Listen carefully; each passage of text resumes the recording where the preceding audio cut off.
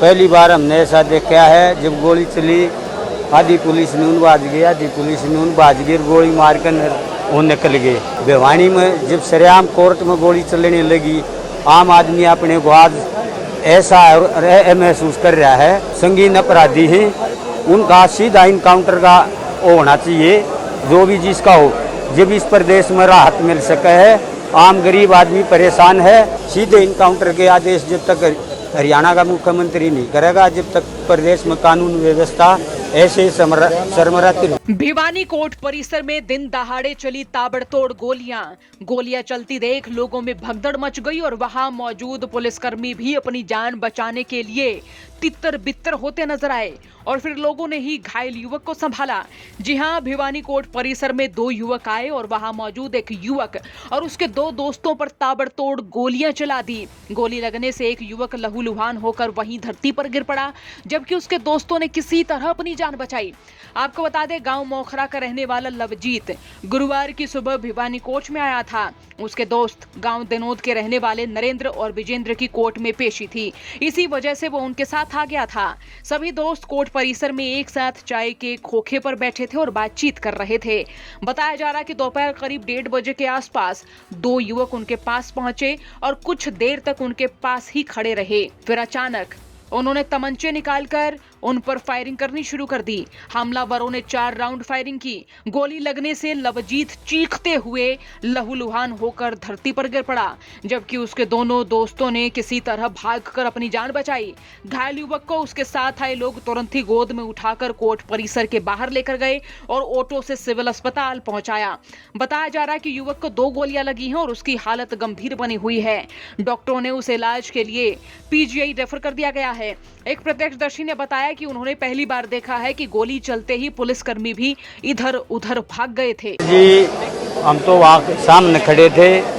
पहली बार हमने ऐसा देखा है। जब गोली चली आधी पुलिस नून बाज गई, आधी पुलिस नून बाज गई, गोली मारकर वो निकल गए। आज हरियाणा प्रदेश में जंगल राज स्थापित हो चुका है। भिवानी में जब सरेआम कोर्ट में गोली चलने लगी, आम आदमी अपने को आज ऐसा महसूस कर रहा है। तो प्रदेश सरकार ने संज्ञान लेना चाहिए। जितने भी प्रदेश में अपराधी हैं, जितने भी संगीन अपराधी हैं, उनका सीधा इनकाउंटर का वो होना चाहिए, जो भी जिसका हो। जब इस प्रदेश में राहत मिल सके है, आम गरीब आदमी परेशान है। आज हरियाणा तो इस प्रदेश में कोई भी आदमी नाड़ उठा गए, किसी गरीब आदमी की कोई किसी किस्म की आवाज़ नहीं उठा पाएगा। तो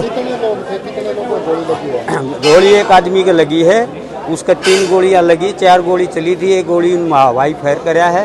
ये पुलिस यही थी मौके पर, आधी पुलिस इधर भाज गई, आधी मारने वाले तो उसमें 2-3 दिखाई दे रहे थे, हम तो दूर खड़े थे। जब गोली चली, जब सारी भगदड़ मच गई थी और पुलिस ने इस मामले में सरकार ने संज्ञान लेना चाहिए।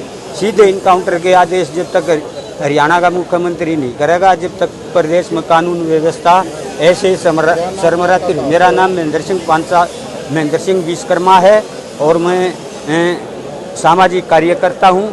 मैं राष्ट्रीय अति पिछड़ा वर्ग अधिकार मंच चलाता हूँ और रोज आए दिन ये इस तरह की घटना होती है। इसमें प्रदेश की सरकार का मुख्यमंत्री और प्रदेश की सरकार दोषी है, इसमें कोई दोषी नहीं है।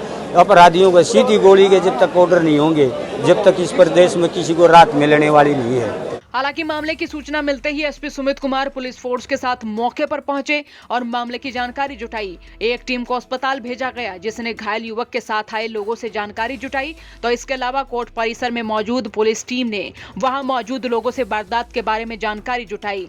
वारदात स्थल को सील कर दिया गया और इस वक्त गोली का एक खोल भी बरामद हुआ। पुलिस ने कोर्ट परिसर और उसके बाहर लगे सीसीटीवी कैमरे खंगालने शुरू कर दिए हैं। तो उधर डीएसपी महेश कुमार का इस बाबत कहना है कि घायल युवक को पीजीआई रेफर कर दिया गया है और युवक की पहचान लवजोत के रूप में हुई है। वो किस मामले में कोर्ट में आया था, हमलावर कौन थे और घायल से उसका क्या विवाद था, इस मामले की जांच शुरू कर दी गई है। हालांकि अब एरिया में नाकेबंदी भी कर दी गई है। देखना होगा कि हमलावरों को कब तक गिरफ्तार कर लिया जाता है और यह भी देखना होगा कि मामले में क्या कुछ निकलकर सामने आता है। आपका इस खबर पर क्या सोचना, कमेंट बॉक्स में राय लिखें। ब्यूरो रिपोर्ट, हरियाणा तक।